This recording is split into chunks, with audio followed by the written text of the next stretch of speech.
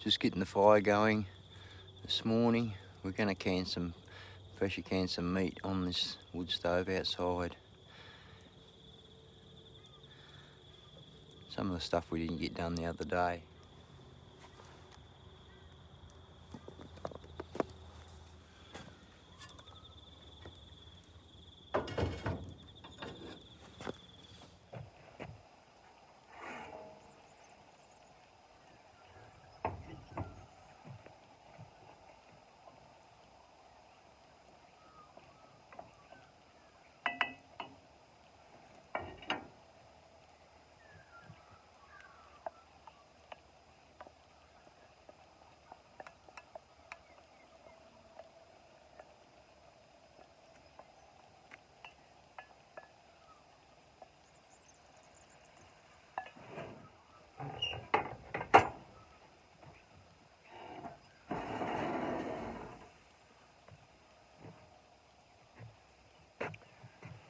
One of my favourites.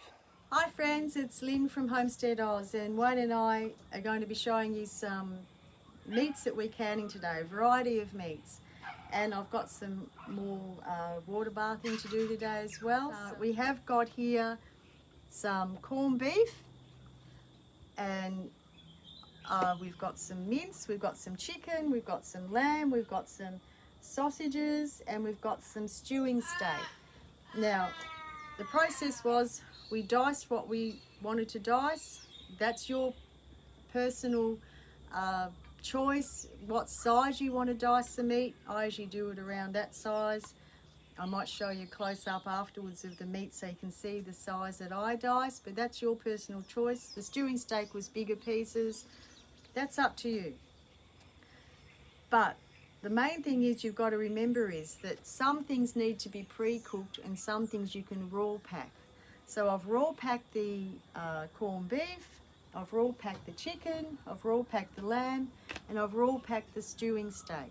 But with minced steak, with your mince, which is, you know, what some people call hamburger mince, some people just call plain mince or whatever, you must fry that up so it separates. Otherwise you'll end up having like a meatloaf in your can. If you just raw pack it, it'll just turn really gluggy and all set together. So I always cook my mince beforehand, and I try and take some of the fat off. Now the reason why you don't want to have too much fat in there, because if you keep it for more than 12 months, fat can turn a little bit rancid tasting. It won't be off, won't be anything like that, but it can just flavour things a little bit not nice. So I do try and take a little bit of fat off, but I like fat in for later on when I fry up or cook for curries or whatever. So just remember that if you don't use it before 12 months, if you're keeping them for a few years like I do, chop as much fat off as you can or take off fat as you can. All right, so corned beef. That's going to be beautiful. We know we have that with mashed potato and all the rest. I've got a few jars of that. The mince I'll have for curries and pies and all the rest. Here I've got some mince with some tomato paste in it on the top. That'll be for pasta. That will all go through as it gets pressure canned. The chicken was diced a little bit smaller for obvious reasons, and that will end up being so many recipes. Chicken is so versatile, as you know. Our lamb there, I'm experimenting with the garlic and herbs in it for the first time. But lamb has a lot of fat, so I'll be using that up within 12 to 18 months. I've got cans that from 2017 that I open up that just taste beautiful.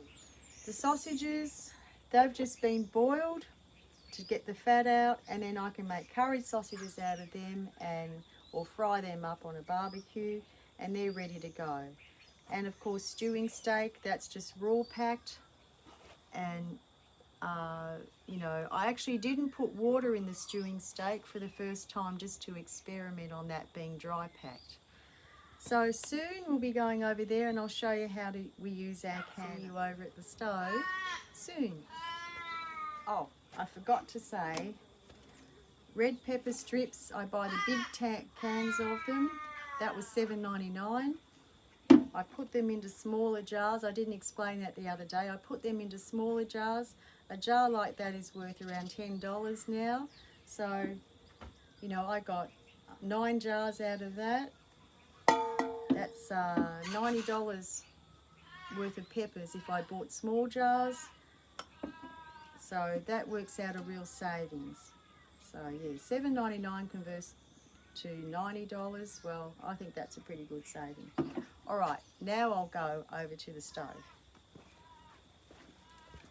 Okay, so I'll show you how much water you need to put in your pressure canner. Wayne will zoom down here, and you need two inches basically. So that's how much you need to can even 2 layers. So I'll have one lot of jars on the bottom and I'll have another lot of jars on the top. So that's all you need, that much water, and I'll show you a little bit more in a minute. So we've put the meat in the pressure canner. I've got 8 in the bottom, and Wayne will show that I can fit 4 in the top. This is from my water bath canner that I've got another one, and I've just made a little bit of a shelf there. Now, don't put your lids on very tight. You need to have them just a little bit loose, just so that allows some air and some moisture to come out. I don't like them tight. So you don't need to screw your lids on really tight for a pressure canner. For a water bath canner you do. So I'll put those lids down. There's now, what did I say, 8 down the bottom, 4, there's 12 cans in there that we can now put the lid on and start rising the temperature, and we'll go from there.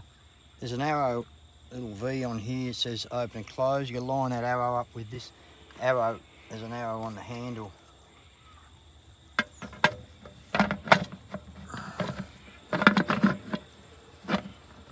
Oh, I wasn't lining the arrow up. Oh yeah, that's closed now. That's our pressure. When you put your little thing on? Well, we put that on. We let all the steam and the air come out. Well, the air come out now for about 10 minutes. Once that starts really steaming, then we put the weight on, and I'll explain that in a minute. So it usually takes about 10 minutes for all that to come out, and then it'll start steaming. Then I'll put the weight on. I'll explain that a bit further, like I said. Oh, there's my barrel load of wood that I used the other day. That was a full barrow. I ran 2 stoves, one in the house and one outside here all day. And I've had this stove going since daylight, or in the dark this morning when I cooked my breakfast on it. So you see those little wood stoves don't use too much wood. Once you get them hot and going, you can shut them down and they just tick away all day. So Wayne's is going to take off our water bath jars now and put them over to cool on this chair here. Already you can hear it's not bubbling. Now they cooked it for 25 minutes at 180 degrees Celsius. I don't know what that is in Fahrenheit, but that's all they needed was that much time, and they're done. And then Wayne will move over the pressure canner. So I like to gently heat up the water in the pressure canner because it does make a difference as far as broken jars and quality of food.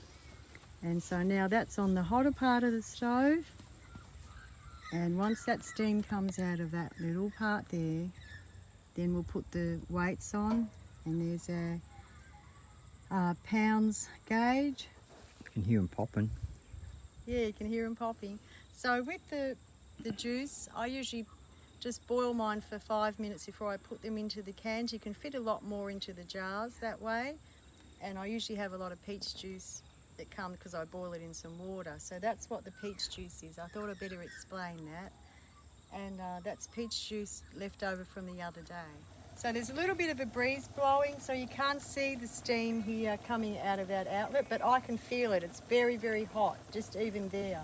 Inside you would be able to see the steam just pouring out of there, but outside it's really hard. But trust me, for 10 minutes that has been steaming very strong. You've got to do it 10 minutes. Now I've got a 10-pound weight here that I put on that. Now it's been steaming for 10 minutes. You need to check your altitude for your area and what pound weight you need to use. That's all very important for your pressure canner. So I'll pop that on. And it'll start jiggling soon. So you can see that's jiggling really good. That's exactly how I like it. And it's not going too hard. So that's, if you can see that, that's about as much as I like the jiggler jiggling. So we gauge that we've got the right pressure by this jiggler. So it's been 75 minutes they've been cooking for. They're all done. They look great. You can see all the bubbles coming up out of there. They're still boiling away. I'll just lift these ones out. I've let the canner cool down for quite a while. That's your, do that under your own discretion too, but I leave mine for quite a while to cool down before I get them out. Some people leave them overnight. A lot of people don't because they want to use their canner again. So mine's pretty cool, but they're still bubbling, as you can see. That's good. That's the chicken. I'll take this out. Set that there.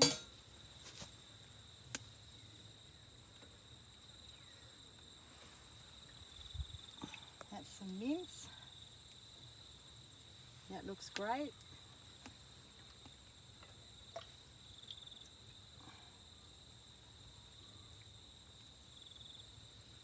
Now, that's the corned beef.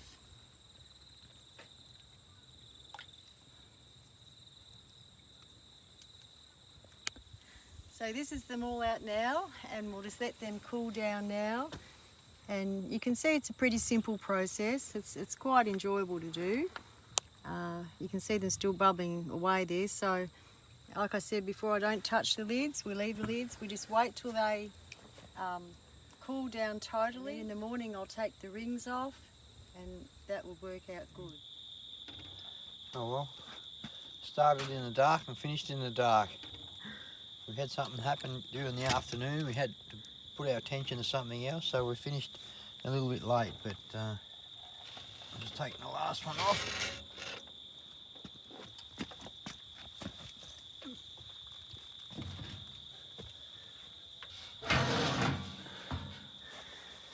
Okay, let it cool down, and Bob's your uncle.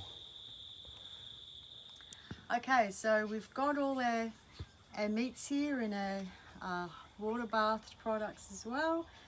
Now, when I said about dry packing, this was the stewing steak. See how much water, or juice I should say, is in that? So when you dry pack, you still get juice out, but some things I like to add water to. Now, on the topic of water, I do add warm water up to just below the rim there. That's how I do it. Some people add less water, but I've got a nice broth in there too to make gravy out of, which is why I do that. So I put warm water in so the jars are warmer too, so I don't get any cracking, which is really good. And so that's the water level, the water, and I do sterilise all the jars beforehand. So that's it, guys, and we will see you soon.